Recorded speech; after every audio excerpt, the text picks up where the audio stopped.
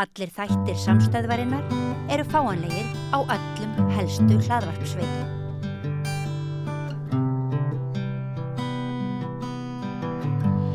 Velkomin í reynsluboltana. Í þetta skiptið eru 3 einstaklingar eins og oft áður sem njóta þess heiðurs að vera hér í spjalli með ykkur fréttir, þjóðmál og hvað maður segja, tíðaranda líðandi stundar. Þið kannist nú sennilega við sum þeirra ef ekki öll. Guðmundur Andri Thorsson, velkomin. Takk. Ég ekkert að kynna þig, þú ert svo margt, fyrrum þingmaður, þú ert rithöfundur, þú ert bókabíus og menningarfrömuður og samt ég að kynna þig. Já, Nú Lárus, þú ert kannski, Guðmundsson, það er kannski einhver sem veit ekki hver þú ert. En já, það alveg pottið mál, það einhverjir, þú finnur einhverja, sko. Já, en í mínum huga þekktastu sem knattspyrnuhetja og svo ertu vara þingmaður Miðflokksins. Já, passar. Og fylgist grannt með þjóðmálum. Algjörlega. Já. Og Oddný, þig þarf nú alltaf að kynna fyrrum fjármálaráðherra þingmaður til langstíma og eiginlega bara nýdottin út úr pólitíkinni, en mögulega komin næga fjarlæði núna til þess að geta talað frjálst og vild, eða hvað? Mögulega. Hún setjum við varnagla. Heyriði, mér langar að byrja á bara dálítið skemmtilegu máli, dálítið ánægjulegri niðurstöðu svo ég tali fyrir sjálfa mig. Það er Eurovision, Guðmundur Andri. Er þetta ekki bara hitt besta mál? Jú, ég held að við þurftum einhverja burtséð frá ástæðunni, einu raunverulega ástæðu sem er náttúrulega mjög brýn og mikilvæg og þetta er að mínum að alveg rétt niðurstaða. En mér finnst það, við þurftum líka aðeins að fara að hugsa okkar gang með þessa keppni. Þetta er búið að vera, þetta farið að vera pínulítið svona pínlegt. Hvað gengur illa?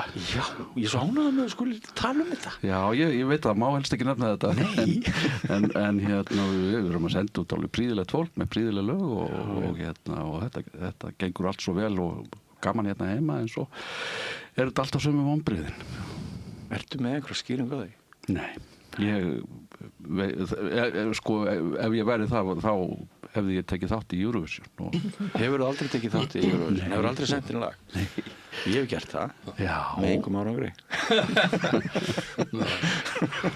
En þetta finnst mér einmitt góður punktur. Ég sagði þetta svona í gríni í vikunni í umræðu Þess utan getum við orðið ekki neitt í Eurovision. Já, Eurovision þetta er glys og gaman og gengur út á það og ef að það er hægt að vera gaman og það bara glys þá er eiginlega finnst mér dálítið svona sjálfhætt. Já.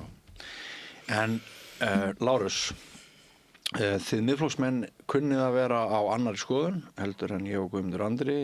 Vildir þú bara að Ísland tæki þátt í keppninni? Ég veit ekkert aðra Miðflokksmenn. Það er bara, mér sérna skoðun eins og mennirnir eru margir en ég persónulega hef haft mjög gaman að Eurovision gegnum árin og konan og dóttirinn og þau öll alveg og linni eins og maður segir góðri íslensku. En ég spyr mig samt spurninga, eru við hættir núna í Eurovision? Það hefur komið fram. En ég meina, hvað með næstu árin? Er þessi ákvörðun bara fyrir eitt season sem er refsing? Hún er það, núna held ég. Já, en ég skil þá ekki rökin okkur og ættum að fara inn aftur ef að Ísrael heldur áfram. Já. Og ég er bara svona einhvern veginn þannig þengjandi. Ég ætla ekki að reyna að tala vel það sem þeirra framferði. En við erum líka kljást við Palestínu sem er með stærstu hryðjuverkasamtök liggur í heiminum, Hamas, sem hafa verið ríkjandi stjórnvöld þarna. Og enn og aftur er ég ekki að verja Ísraelsmenn, en mér finnst Hamas sleppa vel frá þessu því að þetta byrjaði líka allt á tónlistarhátíð. En þetta er bara mín skoðun. Já, Oddný? Já, ég var mjög ánægð með þessa niðurstöðu. Já. Mér hefði fundist það hefði verið gífurleg vonbrigði ef að við höfum ákveðið að taka þátt í keppninni og svona taka þátt í gleðinni með Ísraelsmönnum sem hafa náttúrulega stað fyrir þjóðarmorði og jafnvel þó að það sé búið að svona í orði að gera eitthvað vopnahlið, þá eru árásir á hverjum einasta degi og börnur enn að deyja og hjálpargögn komast ekki þangað sem þau þurfa að komast og svo framvegis. Þannig að mér fannst þetta vera,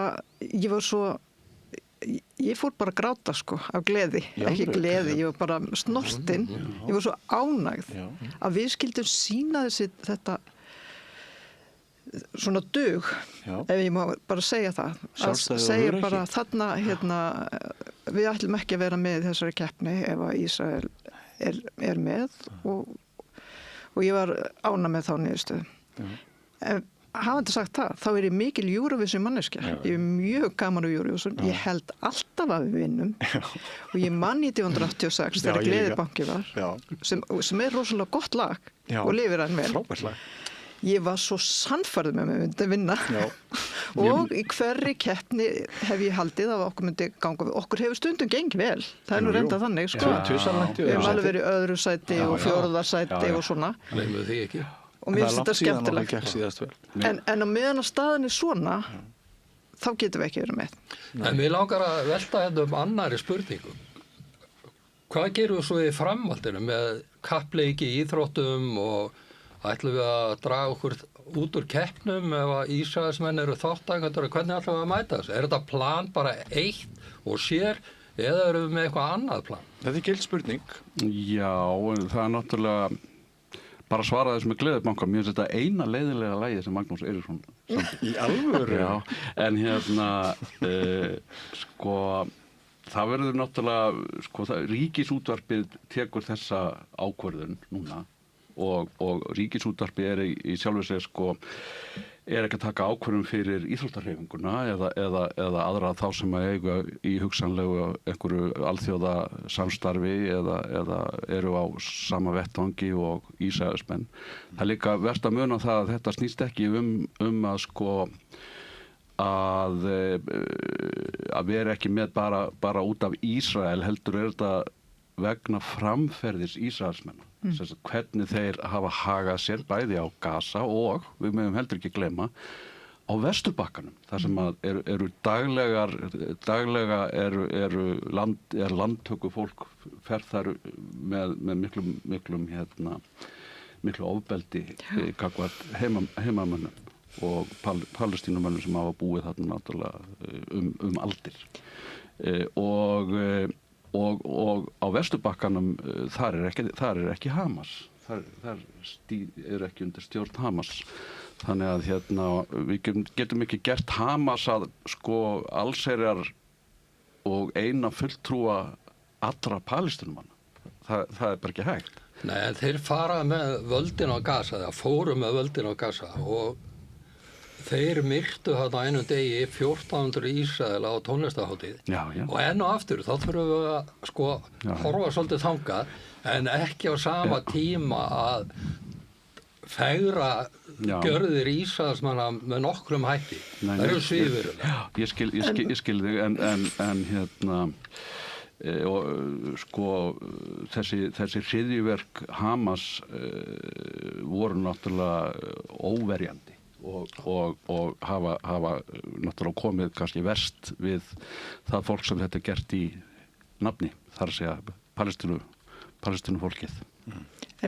Aðeins inn í þessa umræðu, sko, það var enginn í vandræðum með að útiloka Rússa úr Eurovision eða öðrum keppnum og samstarfi alls konar. Þannig að mér finnst svolítið skrítið að fólk skuli ekki sjá það sama. Það getur verið einfallega Evrópa er nær okkur og Rússland er svona, þú veist, já, þeir hafa alltaf verið með einhver svona ólæti gagnvart sínum næstu nágrunum. Þannig að þetta stríð í Úkraínu er löngu byrjað raunverulega. Ég held að þetta byrjað einhvers staðar upp úr 2007, 8, 9 eitthvað. Þar sem að erjöðnar hófust, sko. En sko, Eurovision er friðar- og gleðihátíð. Já, vissulega. Og þá, skiptir það þá máli á hvernig ráðist. Er það útiloku við Rússa því þeir ráðast á Evrópubúa? Já, það held ég að sé hugsunum, sko, þarna er eitt eitt Evrópuríki sem að ræðst gerir innrás í annað Evrópuríki og þar með og stendur fyrir þessu stríði og það held ég að verið ástæðan og mér finnst það alveg skiljanlegt. Þetta sýnir okkur kannski líka að Ísraelsmenn taka þátt í Eurovision þó að Ísrael sé vissulega ekki í Evrópu vegna þess að Ísraelsmenn hafa margir hverjir kannski þá sjálfsmynd að vera Evrópubúar og það leiðir hugan að því að Ísrael er byggt fólki sem flytur og við þekkjum náttúrulega tildrög þess flytur frá Evrópu. Já. En varðandi íþróttirnar sum ykkar kannski deili með mér óbræðinu einmitt þegar við vorum að kljást við Ísraelsmenn í fótbolta eða handbolta, ég bara mannaði það ekki og ég horfði ekki á leikinn ég bara hugsaði með mér, nei, ég ætla ekki að verða vitni að þessar orustu og ég bara vorkenndi liðsmönnum landsliðsins að þurfa að taka þá rimmu.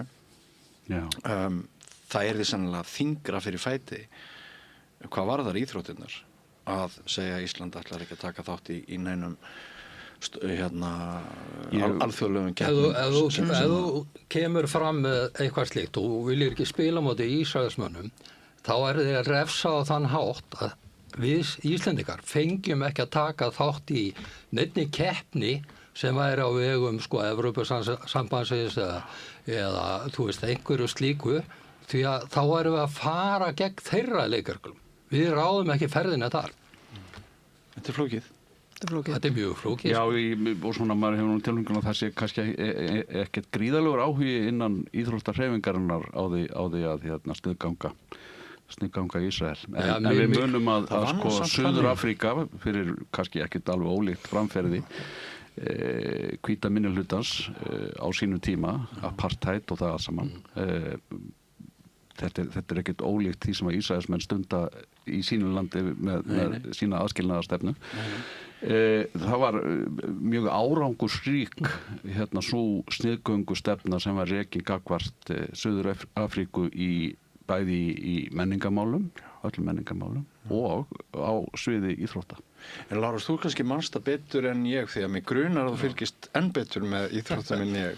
En er það ekki rétt munað hjá mér að íslensku handboltastelpunnar það voru þær sem áttu hlutamáli. Þær lýstu því yfir að þær vildu ekki spila leikinn.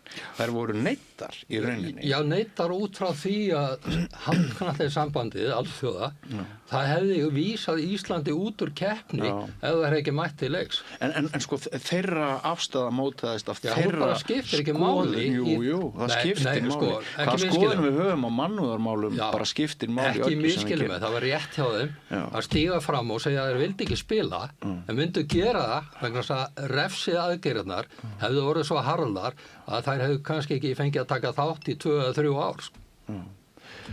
Ok, en svo kom þetta líka svolítið á óvart þegar maður heyrði það að útvarpsstjóri sjálfur hefði verið búin að komast að þessari niðurstöðu og framkvæmdastjórnin hefði rauntekið ákvörðun en ekki stjórnin því að við biðum öll eftir að stjórnin myndi funda og hún klofnaði svo í afstöðu sinni, ekki 3 sem voru gegn þessari niðurstöðu. En Stefán Jón náttúrulega búin að svona sumpart koma með nýja og ferska vinda eins sem stjórnarformaður RÚV, það ekki? Það finnst mér. En það var miklu nær að framkvæmdastjórnin tækja þessa ákvörðun heldur en stjórnin. Það er ekki miklu eðlilegra. Ég skil ekki að þessu umræðu að þetta sé eitthvað ankannalegt við þetta. Stjórnin mætti allavega á svæði þannig að þeir byggur sjálfið í að þau myndu ákveða þetta. Svo það ekki svo. En þeir ákveða ekki dagskrárna. Nei, alls ekki. Heyrðu, áður við förum í djús í málin sem varðar einstakar einstök ummæli þingmanna og ráðherra svona, hvað maður að segja, inngrip. Þá forsíða Morgunblaðs í dag, ég veit ekki hvort áhorfendur sjá þetta, en á forsíðu Morgunblaðs í dag ekki svartara síðan í heims faraldrinum og það víst til þess að efnahagshorfur á Íslandi hafa versnað svo mikið og hratt á örskömmum tíma að svona stundum dettur mann í huga að við séum bara komin allt í einu inn í einhvern allt annan veruleika heldur en Kristrún Frostadóttir og félagar í ríkisstjórninni héldu að yrði framundan á þeirra vakt. Þú sem fyrrum fjármálaráðherra, Oddný, getum við verið að tala um einhverja kreppu eða er þetta samdráttur eða hvernig myndir þú svona greina þjóðhagshorfur í augnablikinu? Sko, það er náttúrulega mikil óvissa. Já, mikil óvissa. Það er mikil óvissa og það er svo margt sem þar kemur til. Já, já. Og það er náttúrulega alþjóðamálin og það er eldgos og allt það. Já. Og síðan eru náttúrulega hafa verið sviptingar hjá stórum fyrirtækjum. Já. En það er ekki, ég get ekki séð að við sem að sigla inn í einhverja mikla kreppu. Nei. En nýja spáin talar um að hagvöxturinn, það var gert ráð fyrir 2,6% í fjárlagafrumvarpinu en núna við endum að 1,8%. Það er auðvitað munar um það. Já. Verðbólgan, það er gert ráð fyrir hún verið 3,5%. Og svo atvinnuleysi fari bara úr 4,1% upp í 4,2%. Þannig að þetta er ekkit stórkostlega sviptingar en það mun alltaf sjá á ríkissjóði þegar hagvöxtur fer niður. Já. Og við þurfum auðvitað að glíma við það. Já. Og þá finnst mér mikilvægt að þá gæta þeim sem að þurfa á þjónustu ríkisins að halda, að það sé ekki það fólk sem veikastendur sem þarf að taka á sig skellin. Heldur horfum við þá á þann hluta þjóðarinnar sem má við því að gefa meira í samneysluna. Já, sko það er Grundartangi, það er Fall Play, það er minni umsvif í sjávarútvegi eða allavega einhverja tilfærslur sem hafa kostað störf og svo framvegis og fleira mætti nefna. Núna heldur Mogginn og stjórnarandstaðan því fram að þetta sé óraunhæft fjárlagafrumvarp, einmitt eins og þú ert aðeins að vísa til að tekjurnar verði töluvert miklu mun minni heldur en gert er ráð fyrir. Heldur þetta verði, sumir tala frostaveturinn mikla framöndan, Kristrúnar frostaveturinn framöndan. Heldur að sé að komast annar tónn í stjórnar samstarfið og svona þær áherslur? Ég held ekki sko. Nei. Ég held að það sem svolítið er að blása þetta upp líka. Já.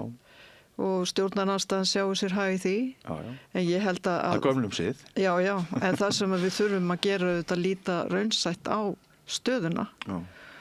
Og mér finnst að við þurfum að fara í aukna tekjuöflun til þess að geta haldið upp í velferðarþjónustunni. Og hvernig særu? Það sem ég hef áhyggjur af, ef ég má aðeins, þú veist, gagnrýna stöðuna, af því að nú var samþykkt stöðuleikaregla í vor sem að segir að það megi ekki, það eru 2% mörk sem að þú mátt ekki fara með ófjármögnuð útgjöld umfram þá prósentu. En það sem er tekið út fyrir sviga eru fjárfestingar, það eru jöfnunarsjóður og það er eitt og annað sem er tekið til hliðar sem að og fjárfestingar mega vaksa umfram þetta og eftir stendur velferðarkerfi. Það má ekki vaksa ófjármagna umfram þessi 2%. Og viðmiðunarárið er fjárlög 2025. Viðmiðunarárið sem að þessi ríkisstjórn settir sér fyrir regluna eru fjárlög sem að þau sömdu ekki. Með áherslu síðustu ríkisstjórnar Bjarna Benediktssonar. Mér finnst það þá hljótum við að spyrja býtu, er heilbrigðiskerfið í jafnvægi? Já. Nei. Er skólakerfið í jafnvægi? Nei. Húsnæðismálin þau í jafnvægi? Já. Þannig að mér fannst rámt af því að það er fínt og gott prinsip að eiga fyrir því sem þú eyðir. Það er bara mjög gott. En þú getur ekki farið með svona reglu inn í kerfi sem að standa veikum fæti. Þá heldur, það kostar bara meira. Og ég stóði þeirri meiningu að allir þessi flokka væri sammála um að það væri innviðaskuld þarna. Það væri ekki bara í vegakerfinu, heldur væri innviðaskuldin í heilbrigðiskerfinu og stóru kerfunum sem við eigum saman. En það er ekki þannig. Viðmiðið er árið fjárlög ársins 2025. Þetta finnst mér vera gagnrýnivert. Og stöðuleikareglan gerir kannski ekki ráð fyrir samdrætti eins og nú er að verða. Það það er alveg hægt, það er þannig samt sko, að einmitt gerur hún það. Það? Þannig að ef þú verður að draga saman, ef þú átt ekki fyrir því sem að þú ætlar að eyða. Hún segir það sko. Ég verða að grípa fram í nú að það er búið að þjarma svo rosalega fyrirtækjunum í landinu. Stöðuga launahækkanir á síðustu árum, launatengdu gjöldin hafa hækkað og fyrirtækinu eru bara að gefast upp. Ertu atvinnurekandi sjálfur? Já, ég hef verið atvinnurekandi í 20 ára eitthvað. En það sem að íþyngir minni og meðalstórum fyrirtækjum eru þessi launatengdu gjöld og bara einfallega allt og há laun hlutfarslega við getum fyrirtækjana.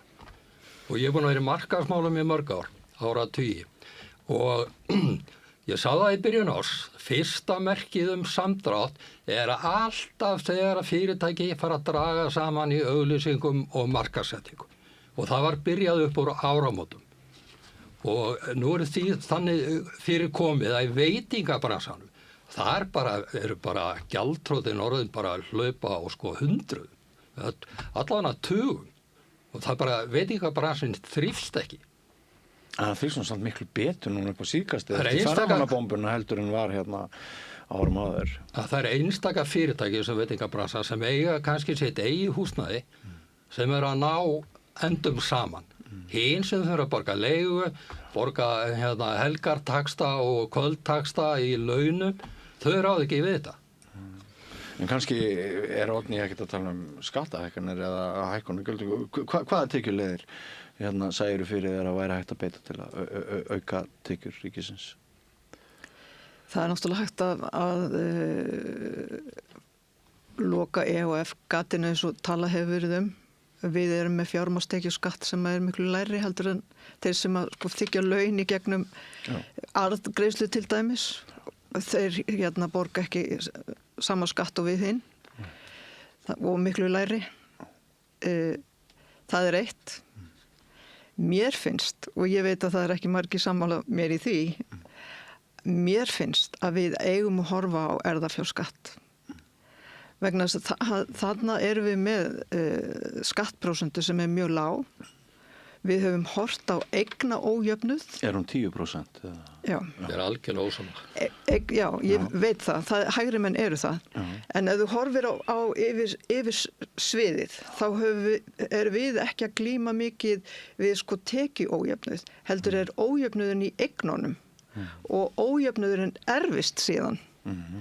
Og við erum að eldast. Það er ein hliðin á málunni svo að þeir sem eru 65 ára eldri á Íslandi eru rétt tæp 16%. 48% eða rétt tæp 50% af fjármögnum sem fer í heilbrigðiskerfið fer í að lækna þennan hluta. Okkur á eftir að fjölga. Og heilbrigðisþjónusta mun kalla á hugna fjármunni. Og hvaðan ætlum við að taka þá fjármuni? Mér finnst persónulega betra að taka skatta fólki þegar það er dáið heldur en þegar það er lifandi. Þannig að bæði munum við auka jöfnuð varðandi þegar við horfum á eignir með því að hækka erfðafjárskattinn og síðan fjármagna þessa stöðu sem við þessu góðu jákvæðu stöðu að þjóðin skuli vera eldast. Andartak. Þú ert búin að fá andartak. Þú ert að fá langt andartak. Já, en ég held að ég hef komið mínu á framfæri. Þannig hann truflaði mig. Truflaði mig? Þessi maður hægra megin. Hann er sannarlega hægra megin. Í öllum skilningi. Ég vil bara benda á það. Erfðafjárskattur var hækkaður í tíð Bjarna Ben og Katrínar Jakobsdóttur úr 5% í 10%. Og með því loforði að þessum 5% virði skilað tilbaka þegar betur áraði. Þau lofuðu því. Það hefur ekki gerst. Nei, þau eru ekki við völd heldur. Nei, en það er mjög vond bremsuför eftir þeirra valdatíð. Hvernig myndir þú, Lárus, auka tekjur ríkisins? Færir niðurskurð? Myndir þú höggva í opinbera geirann og minnka þar umsvifin eða? Sko, fyrst og fremst opinbera báknið er allt of stórt. Það er margir sammálaðir. Við Miðflokksmenn erum búin að tala fyrir því í langan tíma. Svo í öðru lagi, ef við bara skoðum vinnumarkaðinn, atvinnutryggingasjóður núna þannig að staðan á atvinnuleysi á landinu að það komið í 8.700 manns sem eru atvinnulausir. Þar hafa verið 60% útlendinga og við erum að borga í atvinnuleysistrygginga til útlendinga 17 milljarða á ári og það ótrúlega auðvelt að komast á atvinnubætur sem útlendingur. Ef þú getur sýnt fram á að hafa verið unnið í 3 ár einhvers staðar í Schengen á reglunni sem heitir U1 eða innan Evrópusambandsins, þá þarf ekki að vinna nema 2 mánuði á Íslandi til að fá fullar bætur og það gert út af þetta. Atvinnumafíunnar og mansalsliðið út í Evrópu gagngert að senda fólk til Íslands að því að talið til þess að komast á bætur til að senda svo fjármuni úr landi. Sko þegar þú talar svona, þá svona, þú sleppir því alveg að nefna allan þann ávinning sem við höfum af öllu því fólki sem kemur hingað til lands. Finnst þér það sanngjarnt? Þú veist, auðvitað hefur við haft ávinning af því, en það oft talað að vegna þess að þetta lægri störf í samfélaginu, þjónustustörf og umönnunarstörf, að þá sé framleiðin svo til engin fyrir hagkerfið. Að því að við erum að flytja inn láglauna vinnuafl sem miklu meira hætta á að komast ekki af á þessum lélegu launum og farið síðan inn á bótakerfið með einhverjum hætti. Og þá nú lítið úr gróðanum, sko. Guðmundur Andri, útlendingar sem afeitur? Sko... Ég sagði það ekki. Nei. Það mætti nú túlka hluta því sem þú sagðir, sem svo. Ég bara tala tölfræðilega staðreyndir. Já, ok. Já, ég held að ef að þetta nú reknað út svona sanngirni og vegið og metið, þá held ég nú að það komi í ljós að við höfum meiri ávinning sem samfélag af því að frjálsri för innan Evrópu að hingað geti komið vinnuafl og farið og það alveg hugsanlegt að þessi dæmi sem að Lárus nefnir að þessi dæmi að fólk komi hér vinni stutt og fari síðan á atvinnuleysisbætur. Ég þekki það ekki, ég veit það ekki og ég vil ekki kannski líta á á það sem svona meginreglu í því að hingað sé að koma fólk og vinna öll þessi nauðsynlegu störf sem við þurfum á að halda. Ég veit nú ekki mikið þessi ríkisfjármál og hef ekki kynnt mér fjárlögin. Ætlar ekki að þykjast við þetta mikið? Nei, ég ætla ekki að þykjast við þetta neitt þetta. Og þú satt á að þingi í langan tíma. Já, og ég einmitt á svona stundum þá svo fegin að vera hættur á þingi og þurfi ekki að vera að lesa þessi fjárlög og setja mig inn í þetta. Okay. Sko, svona almennt tala, þá hef ég svolítið áhyggjur af stöðu og kjörum ungs fólks. Bæði og alveg sérstaklega á húsnæðismarkaði og líka það sko hagvöxturinn í svona þessum iðnvædda heimi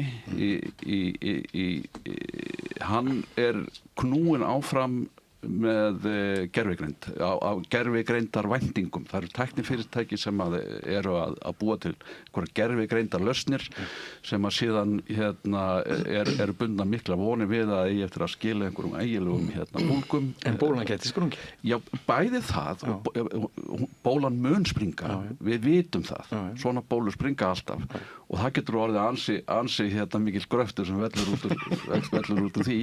Skemmtilegt líking og hún mun springa en það mun kannski einhver gróði þessi gervigreindar lausnir allar munu náttúrulega skila ómældum gróða en sá gróði mun fara í það alltaf færri og færri sem verða ríkari og ríkari og fjöldin verður alltaf fátækari og fátækari og þetta ég hef stundum hugsað það, mér finnst þetta svolítið kaldhæðnislegt og eiginlega ömurlegt að nú þegar mannkynið stendur frammi fyrir því að það þarf að lesa loftslagsvanda þá einbeitir mannkynið sér að því að finna lausnir til að fækka störfum sem að gera manninn óþarfan og þetta mun náttúrulega leiða til alveg stórkostlegs fjölda atvinnuleysis það verður bara massinn verður atvinnulaus fólk sem að lifir núna á alls konar skrifstofustörfum og alls konar þjónustustörfum, það mun missa sína atvinnu og fólk sem að hefur mentast í greinum eins og lögfræði eða viðskiptafræði eða slíkum greinum sem að hinga til hafa skila fólki góðu starfi á vinnumarkaði. Það sér fram á að sú menntun verður kannski til einskis og það hefur eitt dýrmætum árum og ærnum kostnaði í að mennta sig fyrir svo algjör óvissu og mér finnst þetta mikið áhyggjuefni. Þessi svona framtíð, ég hef ágjör af framtíð barna og barnabarna og ekki bara út af þessum loftslagsmálum, heldur líka út af þessari þjóðfélagsþróun sem við sjáum. Já. Sko, miðflokkurinn í mikilli sókn og miðflokksmenn tala oft bara með svipuðum hætti og þú hefur verið að gera í þessu þætti. Það virðist vera mikið svona fóður fyrir því úti í samfélaginu okkar að við tölum með polariseraðri hætti heldur en hefur kannski tíðkast skeið. Heldur þú sjálfur, Lárus, að uppgangur ykkar samkvæmt skoðanakönnunum sem mikill, heldur að hann tengist viðhorf ykkar til innflytjenda að miklu leyti? Sko, ég held fyrst og fremst að fólki í landinu að vakna upp við það að það eru komnir hingað 82.000 innflytjendur. Það meir en 20% af þjóðinni og það hefur gerst á svo hröðum tíma Þetta séu reynda tæp 18 en skiptir ekki öllu? Nei, 18,2. Dómsmálaráðherra vísaði í það að þetta væri komið yfir 20%. Það er ekki víst að það sé rétt. Já, þá reikniði bara, þetta 82-34 sem eru hérna. Okay. Og málið það að innviðinir voru ekki tilbúnir fyrir þennan fólksfjölda. Það eru bara 10 ár síðan að það voru kannski 5-10 útlendingar á Íslandi. En svo koma 70 viðbótar pluss túrismin og það svo við þurfum í þessum túrisma alltaf að stækka mengið á hverja ári. Þetta voru einhverja komnir hátt í 2 milljónir og svo vilja menn halda áfram með það og við í miðflokknum, við viljum ekki þessa endalösu fólksfjölgun hér. Hvað ætlar að gera við allt fólki sem vinnur hérna og erlendu bergi? Það 9.000 atvinnuleysis skrá. Hvað táknar það fyrir innviðina samfélagsins ef að við erum ekki með útlendinga? Ég ekki að segja við eigum og miðflokkurinn aldrei að tala það eigi ekki að vera útlendingar hérna en ekki þetta ofurflæði sem hefur verið á undanförnum árum. Fariði bara í Costco, Kringluna, Smáralind og IKEA á miðjum degi. Það eru fleiri útlendingar þar heldur en Íslendingar. Já, en það væru enga búðir opnar. Jú, þetta allt hvernig lifðu við af áður. Það eru bara svo mikla breytingar. Já, breytingar, ekki það miklar að þurfi 70.000 manns til viðbótar. Það bara gengur ekki upp. Ok, segiru við börnin þín, ég vil að þú vinnir í Costco og dæli bensíni og ég vil ekki að þú mentir þig og njótir þess að... Alls ekki. En það er ekki allir sem fara að menta við. Nei, en þú þekkir samt þessa þróun sem hefur orðið. Við vorum hérna bara svona allt annað samfélag en við erum í dag. Þú flytur fólk og það eru komin 70 manns hérna á síðustu árum og þetta fólk þarf húsnæði og þetta fólk býr líka til álag og öll kerfin. Það er bara þannig. Já, en sem sagt, þú hyggur að það séu útlendingamálin fyrst og fremst Nei, það er ekkert fyrst og fremst það. Heldur að við erum alltaf að tala sömu hlutina. Við viljum taka til í ríkisfjármálum. Við viljum efla landbúnaðinn og við viljum auka framleiðslu og eins og ég segi landbúnaðinn og þú veist, auka fjármagnin í vegamálin og þessi jarðgöng og allt þetta. Og þetta löngu komið tími á framkvæmdir í Færeyjum. Færeyingar hafa gert miklu fleiri jarðgöng heldur við á mjög skömmum tíma. Og í mörg ár hefur ekkert gerst hér í jarðgangamálum. Oddný, á sama tíma og við hlustum á þessi ummæli, þá segir borgarfulltrúi Sabine Leskopf, heitir hún ekki? Jú. Leskopf. Já, Leskopf, takk. Að hún yfirgefur Samfylkinguna vegna þess að það hefur verið gefin svo mikill afsláttur í viðhorfum til innflytjenda og útlendingamála og Samfylkingin hann fer svo mikið til hægri. Hvað segir þú við því? Sko, stefna samfylkingarinnar í innflytjendamálum er góð og ég er sammála henni og samþykti hann á landsfundi. En það er ekkert verið að fara eftir henni núna. Nei, en hefur flokkurinn fæst til hægri eins og kannski... Ríkisstjórn, ég vil að forystan tali fyrir stefnuflokksins. Ég hef ekki heyrt hann að gera það í þessum efnum.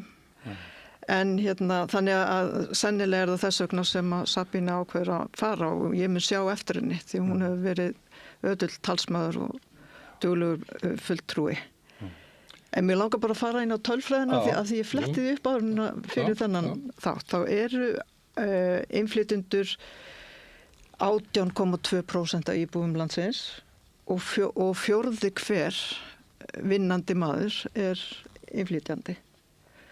Og sem hlýtur allir að sjá að skiptir sköpum, greiðir skatta, það skiptir sköpum fyrir vöxt þjóðarbúsins og stöðu búsins.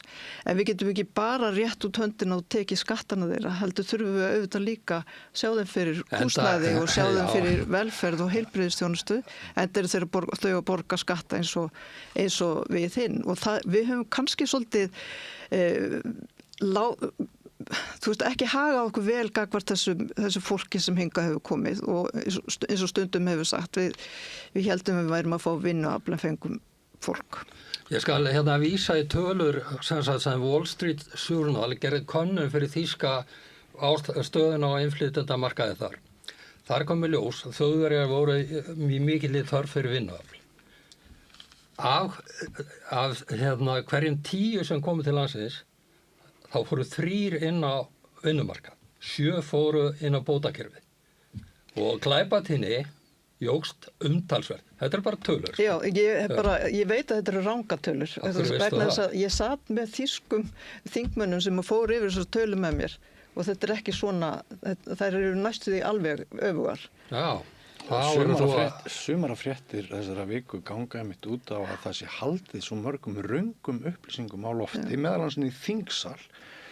Það talaði bullvæðingu stjórnmálana og afleiðingar hennar og mér langar að vitna í Sigmarsdóttur sem segir þreytuleg ummæli Þórunnar Sveinbjarnardóttur þingforseta sem við þekkjum öll. Sjaldan hafa verið mælt sannari orða á Alþingi með hnitmiðuðum hætti og formælingar Þórunnar Sveinbjarnardóttur. Ég kom með nóg. Eru þið komin með nóg? Hvert er burðarþol íslensks almennings fyrir kjaftæði?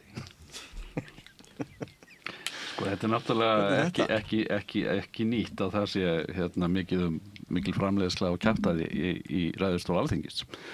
Ég held að það hafi kannski verið þannig bara alla tíð. Hálftími hálfvitan og allt það? Já, það er nú kannski bara besti liðinu. Það kemur fólk með svona samdarræður og talar einhver mikilvæg mál, sko. En málþófið er hins vegar meinsemd. En nú er það að gerast enn og aftur. Já, og mun gerast hefur viðgengist áratugum saman. Já.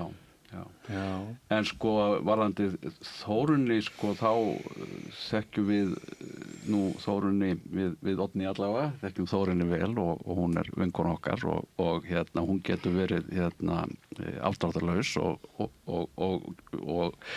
er manna skemmtilegust og á það til að vera svolítið svona láta fjúka ýmislegt og eins og skemmtilegt fólki er. En þarna var hún samt og hún á bara að vera barmsér. Hún var bara tautaði barmsér. Hún á bara áfram að vera hún sjálf en kannski ekki á leiðinni úr ræðustól forseta. Óheppilegt sannanlega. Þetta var óheppilegt. Sannanlega. En sko ég velti því fyrir mér þegar komin heil Kastljós þáttur kvöldið og þetta var frétt númer 2 í sjónvarpinu mörgum dögum eftir að umræðin sko, ég skil ekki neitt. Nei, sá nú til, sko. Snorri Másson hafði það orðið að kynin væru 2 og hvað varð úr því? Það var bara að sprengja og hann var búið í Kastljós og móti fulltrúa samtakana 78. Það er líka bara svo mikil della. Nei, en hann samt ekki hafa þá skoðun. Hann er bara tjá það sem honum finnst. Það er ekki þar að finnst þetta mér er alveg sama hvað kynin ef að menn vilja skilgreina sig og hvað er skilgreiningin á fjölda kynja? Það einhverjir... Sko Þórunn vó ekki að ungu fólki í viðkvæmri stöðu sem að bara síðast í gær. En hvað? Þá ræddi ég hér við barn sem var 13 ára gamalt þegar það þurfti að fara í geðverndarmeðferð út fyrir landsteinana og tengist fíkn og það eru bara alls konar erfið mál sem koma upp hjá ungu fólki og blessunlega núna, hvort sem það kynáttunarverkefni eða hvað það þá höfum við þróast þannig að það skilningur fyrir því að við nærum umhverfi unga fólksins okkar og við leitum leiða frekar en að þingmenn séu að básuna einhverjum skoðunum sem að kölluðuna ekki bara á einhver viðbröði í RÚV. Þú manst það nú að biskup þjóðkirkjunnar, háskólinn, það var bara alls konar stofnanir. Biskup þjóðkirkjunnar náttúrulega ekki hlutlaus og hún hefur myndað sína skoðanir út frá sínum fjölskyldu aðstæð. Það veistu ekki. Og hún hefur lýst því yfir að hún á barn sem kannski bara umburðarlendir fyrir vikið. Hún bara þekkir málin. Ég ætla að bæta við ummæli að því að þið eru svo að tala niður þessu ummælinar. Þá spyr ég, ef einhverjum miðflokks þingmaðurinn hefði gert slíkt til sama, hvað hefði ykkur fundist það? Já, við höfum nú alveg dæmin. Við höfum nú erum við bara að tala þingsal. Hún forseti Alþingis. Já, ég veit að ég var ekki verið. Nei, ég bara segja. Hún var ekki pontu og hún var ekki að halda ræðu. Ég held hún hafi verið vel meðvituð að hún var ekki að tala við sjálfa sig inn í sér. Þessi ummæli heyrðust, það voru nokkri sem heyrðu þau. Og þetta var ákaflega ósmekklegt og ég skal lofa ykkur því að miðflokkurinn hefði ekki fengið háa einkunn hjá ykkur fyrir sömu ummæli. Ég hugsa bara að miðflokkurinn hefði verið alveg skýt sama eins og þeir sýndu nú bara þegar þeir sátu á klausturbarnum. En má ég aðeins varðandi Þórunni? Ég hef aldrei komið á klausturbarni. Nei, en ég var nú bara fyrir þessu sko, mér fannst þetta ekki skemmtilegt. Nei. En varðandi Þórunni, þá var þetta ekki gott. Það var ekki gott fyrir hennar stöðu að þetta skyldi gerast. Vegna þess að þá fara menn að verja tímanum og eyða tímanum að ræða þetta og svona grafa undan trausti sem að þarf auðvitað að vera á forsetanum. Þannig að þetta var ekki gott. Ofan á skólameistaramáli og alls konar truflanir. Hins vegar. Ég sit nú ekki yfir Alþingisrásinni en ég ákvað samt að horfa á þetta fundarstjórn, þessa sirpu fundarstjórn forseta, þess að reyna einhvern veginn að skilja hvað gekk svona fram af henni. Og það var sjálfum sér ekkert fannst mér að því sem að þarna var að gerast og ég skildi ekki alveg okkur hún var svona pirruð fyrir en einmitt í Kastljósþættinum þegar hún segir það var búið að gera samninga og hún hafði áhyggjur af því að þeir væri í upplausn. Ég var þingflokksformaður í 6 þing og bæði í stjórn og stjórnarandstöðu. Þingstörfin ganga út á samninga og það sem skiptir máli og það getur oft verið mjög erfitt að ná þeim. En þegar þeir eru komnir, þá standa menn við það. Og ef að þingflokksformenn þarna voru, eða hún hafði grunum það að þingflokksformenn ætluðu ekki að standa við gerðan samning sem tók tíma að ná. Og þess vegna fíkur í hana, sko. Þess vegna segir hún þessi orð sem hún hefði auðvitað ekki átt að segja. Nei. Varðandi traustið sem að þú ert að tala um í þessum efnum og hlýtur að vera lykill að því að Alþingi bara starfi og orð standi, þá segja Austfirðingar núna að traust þurfi líka að ríkja hvað var að langtíma stefnu í samgöngu áætlunarmálum og þar er mjög mikil sorg og reiði og biturð og Seyðisfjörður bara í hættu byggðarlega eftir að gömul ákvörðun sem var búið að taka. Steingrímur Sigfússon var hérna í settinu í vikunni, var að tala um að það væri svona ákveðin háttvísi hvað var þar í jarðgöng, þeim skipta milli fjórðunga og svona og allt það. Þetta traust hefur núna verið rofið að mörgum finnst, sérstaklega Austfirðingum, með því að forgangsraða ganga mannvirkjum þannig að Fjarðarheiðargöng virðast vera úr sögunni. Er þetta óheppilegt mál fyrir ríkisstjórnina? og ég svara. Já, svo. Sko, í fyrsta lagi þá finnst mér, það samkvæmt þeim upplýsingum sem ég hef, þá mesta verðmæta sköpunin á landinu á Austfjörðum. 23% útflutningi í Austurlandsfjörðingi held ég. Ég eiginlega bara þeirra skoðunar að það svæði sem skapar mest verðmæti eigi að vera í forgangi með gangnagerð.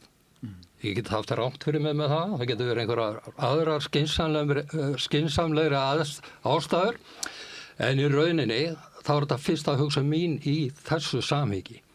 Og svo fannst mér klaufalegt hjá henni Þorgeiri, Katrínu, að rjúka austur og vera með eitthvað enga fundum þetta mál. Það er sagt þessi pirringur innan ríkisstjórnar, en þetta mokkinn sem heldur því fram vegna þess að halda það sér rétt. Ég veit ekkert það, sko, og fylgist ekkert með því, en já, sko, það önnur ástæða fyrir því að mér finnst að eigi að ráðast í Fjarðarheiðargöng og það ekki bara verðmætasköpun, heldur það líka öryggi fólks, sem að mér finnst nú kannski aðalatrið og Fjarðarheiði þeir sem að keyrt hafa þar lífshættulega eins og komið á vetrum hún það og það aldrei gaman að keyra þennan veg hérna og finnst þér eins og Steingrímur J segir að ríkisstjórnin eigi að draga þess ákvörðun tilbaka og að Eyjólfur pólitísk framtíð innviðaráðherra yrði ekki að engu heldur yrði að maður meiri? Ég held það, já. Ég held að mér finnst það að það eigi að standa við þessa samgönguáætlun. Mér finnst það eigi að vera í svona þessum stóru áætlunum eigi að vera ákveðin svona samfella og fyrirsjáanleiki og sveitarfélögin þarna fyrir austan þarna hafa verið sameiningar í miklar allt út frá þeirri forsendu að þessi göng myndu tengja síðan tengja þetta yrði allt eitt svæði, atvinnusvæði. Hvað segir þú, Oddný? Já, þetta vont mál. Já, þetta vont mál.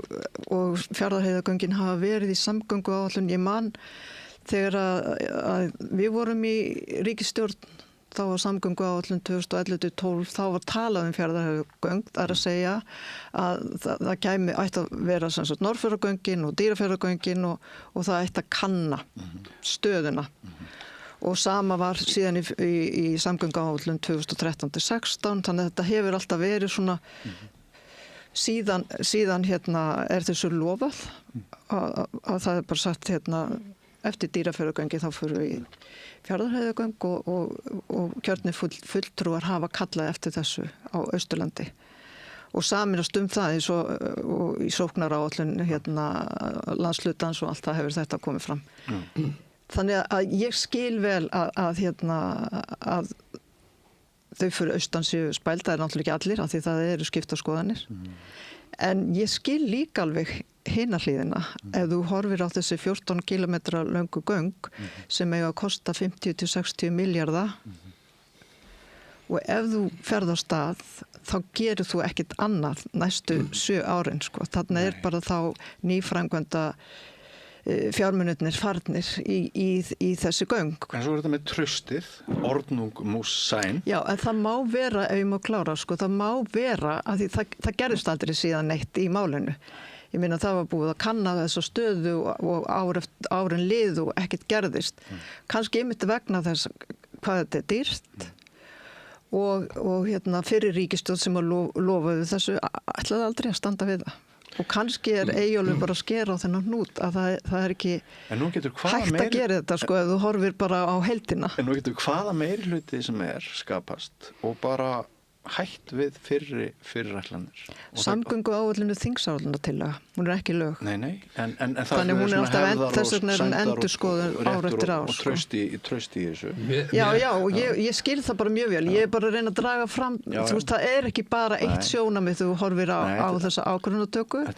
En ég bara skil vel vonbrigðin fyrir austan og sjálf ég skítrætt að keyra þessa heiði á sumartíma. Ég hef nú aldrei farið hann á vetrartíma en við veistum bara nógu hræðilega á sumartíma. Þannig ég skil þetta mjög vel en ég skil líka að þegar þú þarft að forgangsraða fjármunum að þá horfir í það hvað mun þetta þýða fyrir nýframkvæmdir í vegagerð á Íslandi. ef við förum í þessi göng. Ég skil samt ekki, ég verða að koma því að eitt best heppna viðskiptamódel bara í sögu Íslands eru Hvalfjarðargöngin. Þau borguðu sig upp löngu fyrir þann tíma sem var reiknað með. Og ég skil ekki ennþá okkur ríkið hélt ekki áfram að vera með gjaldtöku í Hvalfjarðargöngunum í ljósi þess að það brýn þörf fyrir fjármagn inn í vegakerfi. Þér verður nú óskðinni, það verður sennilega aftur hafin gjaldtaka í Hvalfjarðargöngum núna til þess að... En það til að tvöfalda göngin. Já. Þið mættu að vera á móti gjöldum og skottum. Nei, alls ekki í þessu samhengi. Ef þau skila arði og ekki tekin nema svona skáur vasa þjóðurinnar. Ég taldi það ekki eftir mér að borga 1000 kall fyrir gegnum göngi, sko. Ég bara alveg sammála þér og ég átti alltaf mjög erfitt með að lifa minni að vera á móti gjaldtöku á vegum, horfir orðin ströng. Ég átti ekkert erfitt með það. Það skiptir máli hvar þau eru tekin, sko. Og auðvitað til að stýra umferð og þegar það verið að stytta vegakafla eins og Hvalfjarðargöngin 20 kilometra, þá er nú kannski lítið að borga 1000 kall fyrir. Hvað hefur fyrir í því að gjaldtaka hefjast á ný? Ég held að það sé bara, það hafi verið talað þannig, sko. Já, ég borga með glöðugeði og ég vil að það renni í næstu göng. Já. En það talað um þessa gjaldtöku í tengslu við tvöföldun. Já. En þú skrifaði líka pistil í vikunni sem var það frétt í DFF framkomu hans Heimis Más, upplýsingafulltrúa flokksfólksins og svona yfirlætislega framkomu. Það eru margir sem eru veltaði fyrir sér núna hvort flokkur fólksins sé Eiríkur hjálpiði mér, Eiríkur stjórnmálafræðingur Bergmann. hann kallar flokkfólksins veikalhekkin í ríkisstjórnarsamstarfinu og það er alls konar vandræðamál, það er þetta skólamestaramál, það rifjast upp gamla skómálið, það er svona margt klaufalegt hefur verið hjá Eyjólfi varðandi hvernig hann kynnir ekki bara Eyjólfi, sko. Hvernig hann kynnir þessa ákvörðun en ok. En hvernig sínst vera hreint í stöðu? Ég veit það ekki. Sko Heimir er mætur maður og ég er mætur á Heimi og hann er skemmtilegur og fylginn sér. Ég held að hann hafi kannski, ég hef séð af hjá fleirum, sko, gerast þegar þáttarstjórnendur fara kannski í pólitík eða fara í nýtt hlutverk og koma sem gestir í svona sambærilega þætti við það sem þeir stjórnuðu, þá hættir þeim til að taka stjórnina. Er það? Já, þú gætir orðið svona þegar þú verður út í pólitík. Málega það að Heimir hefur ástundað það að beita pólitískum skoðunum sínum sem stjórnandi þátta og fyrir síðustu alþingiskosningar þá hleypti hann bara Sigmundi ekkert að þegar var verið að tala við formenn flokkana og hann sko meira segja þakkaði niður í honum með grófum hætti þegar Sigmundur ætlaði eitthvað að brydda upp á einhverjum útlendingamál og slíkt. Við þrír þyrftum að búið til þátt núna, ég, þú og Heimir. Já, ég er til í það. Og ræða þetta. En heldur að hrikti eitthvað í ríkisstjórninni og nú langar mér bara í hreinskilnislegt svar. Það er náttúrulega óbúslega hart sótt að flokki fólksins. Maður finnur fyrir því að frétta vilji er meiri að fara í viðkvæm mál þar hjá sumum fjölmiðlum heldur hvað varðar aðra flokka og stundu veit maður ekki alveg hvort þið að standa sig illa eða klaufalega eða bara hvort það er svo hart aðeins sótt. Hvernig ég held að ríkisstjórnin standi þetta nú allt saman af sér og það þurfi nú að súrna aðeins meira í samstarfinu áður en að eitthvað fyrir að gefa sig. En ég hins vegar sem gömul skólamanniska og skólastjórnandi í framhaldsskólum, mér er ekki sama það mál og fyrst og fremst vegna þess að það er svo mikið óvissa og svo mikið ruglingur og upplýsingaóreiða varðandi þessar fyrirhuguðu breytingar á framhaldsskólastiginu. Og þegar þetta mál kemur upp með Ársæl og það fylgir kjölfara að það eigi ekki að framlengja samninga hjá neinum skólameistara, þá þá reka framhaldsskóla kennara bara upp stór augu vegna þess að ráðherrann er nýbúin að fara í alla skólana og ég veit að þegar hann kom í skólan á Suðurnesjum þá sagði hann það mun ekkert breytast hér. Það mun enginn missa vinnuna hér. En síðan er þetta núna orðin svo stórkostleg breyting að það er ekki hægt að ráða skólameistara til næstu 5 ára vegna þess að það er, þú veist, og það eru alls konar spurningar spurningum er ósvarað varðandi þessar breytingar og ég held að það sem að þau þurfa að gera í mennta- og barnamála ráðuneytinu, þau þurfa að koma með skýrari skilaboð hvað eru þau að tala verið að tala hugmyndina eins og hún var og kom fram hjá hagræðinguhópnum að það eigi að fækka millistjórnendum, það eigi í framhaldsskólum, að það eigi að taka fjármálin af þeim og mannusmálin af þeim og í rauninni bara hafa eina kennitölu fyrir framhaldsskóla stigið og taka sjálfstæði skólan í burtu og fjölbreytileikan. Er það svo? Eða er þetta eins og ráðherrann sagði í ferðalagi sínu er það þannig að það eigi bara að setja stjórnsýslustofnun til þess að þjónusta skólana og veita þeim ráðgjöf varðandi innflytjendur og varðandi erfið starfsmannmál og svoleiðis.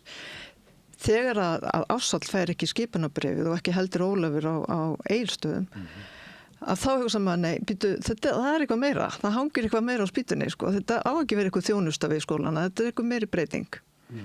En engin veit hvernig. Ég verð nú að segja það að Flokkur fólksins er svona gott skemmtiatriði og það sem mér finnst, ef þú tekur að þér að vera ráðherra í ríkisstjórn og þú hefur enga menntun eða djúpa þekkingu á málaflokknum sem þú átt að vinna með, þá getur þetta ekki endað með neinu öðru en ósköpum. Og það er bara raunin með Flokk fólksins, ráðherrarnir þar eru bara slakir og þeir komast upp með að vera slakir. Svo er eitthvað fjölmiðla fár út af einhverjum skólastjóra, gamli bekkjabróður minn úr Réttarholtsskólann Ársæll, prýðismaður. Þau byrja að taka hann og bara segja honum upp. Og svo þegar allt ríkur upp, þá finnaði einhvern annar skólastöður og segja að næst var komið á honum. Og þetta er svo hreinlega asnalegt og þetta er svo spilað einhvern veginn á rangan hátt að enn eitt dæmið bara fúsk. Það var prestur sem skrifaði pistil í vikunni bara að það vantaði vitsmuni í Oddasveit Flokks fólksins. Var ég ekki að? Jú. Þetta geta nú líka verið fordómar, sko. Nei, þetta er nú mikli fordómar, Þetta er mjög óvenjuleg umræða. Mér finnst þetta fordómafull grein hjá klerkinum. En finnst ykkur, ef ég spyr ykkur tvö, finnst ykkur eðlilegt að fólk sem hefur ekki skila nægilega eða mennta sig nægilega vel, eða er ekki sérfræðingar á einhverju sviði, að þau takja sér ráðuneyti sem æðsti yfirmaður? Er það eðlilegt? Já, það bara gerist í hverju. Já, algjörlega. Þú kemur inn, þú ert kjörin út á pólitíska skoðun og pólitíska stefnu sem þú ferð með síðan inn í ráðuneytið og ert með stórt ráðuneyti. Þú ert með næstu í 80 mann sem eiga að hjálpa þér að vinna þessu stefnu. Það eru sérfræðingarnir, sko. Og svo ertu með aðstofamenn líka og þú ert kjörin fulltrúi þess fólks sem að kausti þig. En maður ber virðingu fyrir Daða til dæmis, af því að hann veit alltaf hvað hann er að tala um. Þó að hann sé Daði skattaglaði, að þá er bara einfallega hann hefur þekkingu á þessu fjármála heimi. Já, hann hefur það. En svona almennt tala, það er alltaf hægt að setja sig inn í málaflokka og pólitíkusar, ég meina það er bara sérstakt starf. Það er bara það sem að pólitíkar stjórnmálin gera, sko. Já, og þú er sérfræðingur í því að vera pólitíkus. Ekki endilega í þeim málaflokki sem að þú Tíminn er bara, hann hefur flogið frá okkur. Það voru efni sem við ætluðum að ræða sem að því miður komast ekki á dagskrá. En ég get ekki skilið við ykkur af því að það hefur verið að nálgast svo jólin. Án þess að velta því upp hvort þið eru komin í einhvern svona jólagýr og hvernig þið farið að því að finna jólaskapið eða eru með einhverja leið til þess? Ég bara, leið þú segir þetta finn ég bara kvíðan gjósa upp í mér og allt sem ég á eftir að gera og það er meira þannig sko, að ég velti þessu undan mér alltaf eins lengi við get og nei, þetta er bara gaman og ég hlakka til jólana. Þú ert ekki með bók fyrir þetta? Jú, ég er með bók. Jú, þú ert með bók? Litla ljóðabók. Litla ljóðabók? Já. Hvernig hefur henni gengið? Ég held að það var svona 3 keypt hana. Ég keypt hana. Já, 2 aðrir. Vandamáli með ljóðin er bara einfallega þeim er aldrei stillt fram kynnslóðin. Það er ekkert vandamál, mér er alveg saman. Pabbi minn til dæmis, hann las ljóðabækur frá liggur við 4 á daginn til 10 á kvöldin sko. Já. Og gat farið með ljóðin aftur og baka áfram alveg. Mikill aðdáandi Davíð Stefánssonar. Já. Eins og margir að þeirri kynslu. Og Steinn Steinars. En þú ert kannski orðin svo þroskaður og margsildur að sálar heill þín veltur ekki á því hvort bækurna þín er að seljast í bílförmum eða ekki. Nei, það gerir það ekki og ég segi ekki að mér sé alveg sama en ég er ekki í neinni keppni. Nei, ég líti ekki á þetta sem keppni. En lestu mikið jólin þegar eftir? Já, ég les alltaf mikið. Svo stu líka í músikinni? Já, svo maður glæmir eitthvað svona. Dásanlegt. Já. Hvað með þig? Heyrðu, það stendur og þannig á þessu jólin að við erum allt, sko ég á 2 börn og 5 barnabörn og við höfum alltaf eitt í jólunum saman en sem sagt nú ætlar sem sagt eldri dótturinn og maðurinn hennar að sko eyða jólunum hérna og fara svo til Katar áramót. Þannig að en sonurinn og tengdadótturinn að þau fara heim á Vopnafjörð þar sem hún kemur. Þetta er flókið púsl og þannig að sko að helmingur verður jólin og hinn helmingurinn kemur svo að verður áramótin. Þannig að við mixum eitthvað gott út úr þessu. Já. Ertu fann að laka til? Alveg gríðarlega. Og komin í þetta svokallaða jólaskap? Já, það byrjar á morgun. Ég á afmæli á morgun þannig að þá byrjar svona jólastemning að peppast upp. Til hamingju með afmæli á morgun. Hvað með þig, Árni, ertu jólabarn? Já. En ég hef bara aldrei haft tíma til þess að jólast mikið. Það er annað tími í þinginu á þessum tíma og líka í framhaldsskólanum þá var maður undirbúið næstu önn og einrita nemendur og búti stundatöflu og allt þetta. Ertu loksins að sigla inn í friðsæli? Núna er allt tilbúið. Það er allt tilbúið. Ég er búin að kaupa allar jólagjafir, ég er ekki búin að pakka þeim inn af vísu. Ég er búin að skreyta. Það er bara... Er komið upp jólatrí? Nei. Það er bara því að Eiríkur, maðurinn minn, hann ólst upp við það að jólatrí kæmi upp á Þorláksmessu og við hefum haldið. Því verður ekki breytt, hann er búin að gefa eftir með allt hitt. Afsalasjótt. Gaman að heyra, ég samgleðst þér að hafa svona góðan tíma.